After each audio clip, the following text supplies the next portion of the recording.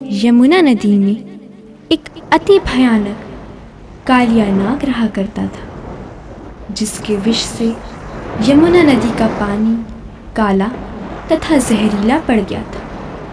उस पानी को पीकर पशु पक्षी और गांव वाले मरने लगे थे। इस समस्या के हल के हेतु मैंने एक अति सुंदर लीला रची, जिससे मैंने कालिया नाग को परास्त किया और उसके घमंड को चूर कर गांव वालों को उसके भय से मुक्त किया।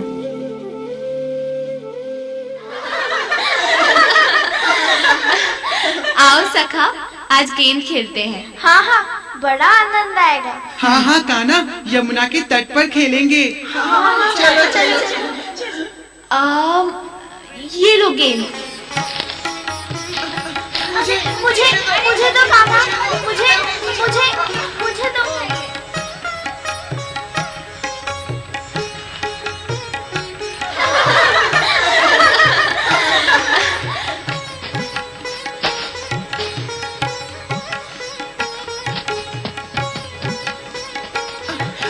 मुझे मुझे दो कान्हा, मुझे मुझे मुझे दो। देखो कान्हा, मुझे कोई गेंद नहीं देता। मैं दूंगा, परंतु उसे रोक लेना। हाँ, अवश्य रोक लूंगा। ये लो।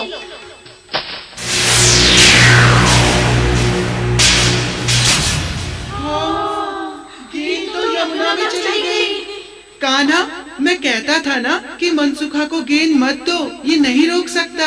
अब वहाँ से गेंद लाएगा कौन? इस मनसुखा को ही भेजो, इसी के कारण तो गई है गेंद। इसी के कारण तो गई है गेंद। नहीं नहीं, मनसुखा को क्यों?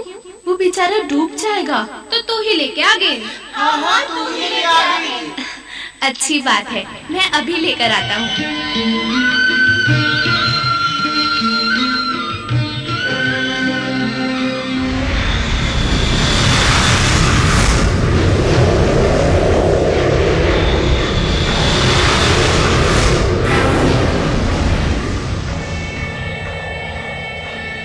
अरे मूर्ख बालक, तू यहाँ कैसे चला आया? मेरी गेंद यहाँ गिर गई है, उसे लेने आया हूँ। हैं? गेंद? कैसी गेंद? इतनी छोटी सी, खेलने के लिए। यहाँ इतनी छोटी सी गेंद तो क्या, यहाँ यदि हाथी भी गिर जाए तो नागराज के विष से भस्म हो जाता है। चली, तू अभी तक कैसे बच गया? जा बालक, वापस चला जा। खाली हाथ लौट जाऊंगा तो मेरे मित्र मुझ पर क्रोध करेंगे। मित्रों के क्रोध से तो तुम बच जाओगे, परंतु नागराज के क्रोध से कौन बचाएगा पगले? तुम? मैं? हाँ, अपने पति के क्रोध से तुम मुझे बचा लेना मैया। मैया? तूने मुझे मैया कहा? पगले, तू कितना भोला है। एक गेंद के पीछे क्यों अपने प्राण गंवाने चला आया? देख बालक, ये सर्पों के राजा कालिया का देह है। यहाँ आने पर कोई प्राणी जीवित नहीं बच सकता। तेरा भाग्य अच्छा है बालक, नागराज अभी सो रहे हैं, तू जल्दी यहाँ से भाग जा। कौन है जिसने हमारे विश्राम में भंग डाला है? कौन है? इसे यहाँ जीवित किसने पहुँचाया? इसे कौन लाया यहाँ? मैं कृष्ण हूँ नागराज। कृष्ण? कौन कृष्ण? वो कृष्ण जो काल का भी काल है। वो कृष्ण जो तुम्हारे जैसे दुष्टों का विनाश करने के लिए धरती पर अवतरित हुआ है। हमें पहचानो सर्पराज, इससे पहले कि तुम्हारे दुष्कर्मों की अग्नि तुमको ही भस्म कर दे, हम तुम्हें एक अवसर देते हैं कि तुम अपने अहंकार को त्याग कर सच्चे हृदय से हमारी शरण में आ जाओ। हम तुम्हें तुम्हारे पापों से मुक्त करके क्षमा कर देंगे। बहुत हो गया, अब तेरी अंतिम घड़ी आ गई है। तो फिर आ नागराज, युद्ध कर।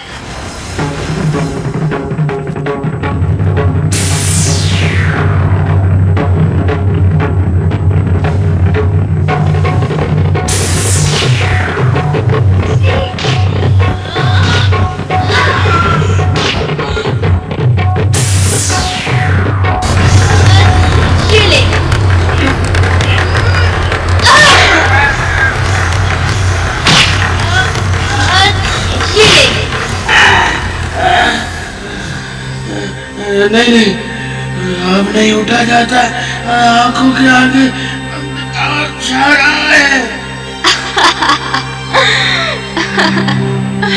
क्षमा क्षमा कीजिए नाथ, हमारे पति पर दया कीजिए।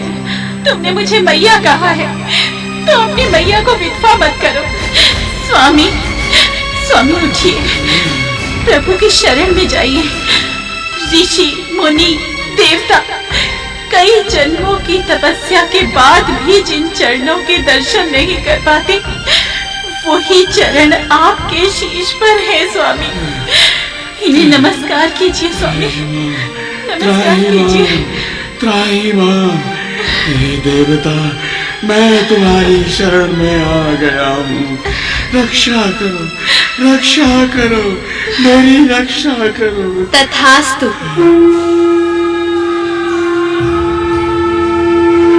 जाओ सर्पराज, मैं तुम्हें जीवन दान देता हूँ, परंतु एक शर्त पर कि तुम ये स्थान छोड़कर यमुना जी के रास्ते समुद्र के मध्य में स्थित रमण द्वीप पर चले जाओ, जो महासर्पों के रहने का एक महास्थान है। परंतु स्वामी, वहाँ मुझे आपका वाहन गरुड़ जीवित नहीं छोड़ेगा। आप तो जानते हैं प्रभु कि सौरभ मुनि के श्राप के कारण गरुड़ जी यहाँ नहीं आ सकते, इसलिए अपने प्राणों को बचाने के लिए मैं यहाँ आकर छिप गया प्रभु। नहीं नागराज, अब गरुड़ तुम्हें कुछ नहीं करेंगे। अब तुम्हारे फनों पर हमारी चरण धूलि देखकर गरुड़ तुम्हें मारने के स्थान पर इस चरण धूलि को नमस्कार करेंगे। जाओ मैया, अब रमण द्वीप पर अपने पति के साथ निर्भय होकर विहार करो। उठो कालिया, अब हमें बाहर ले चलो। चलिए स्वामी। चलिए प्रभु, चलिए प्रभु।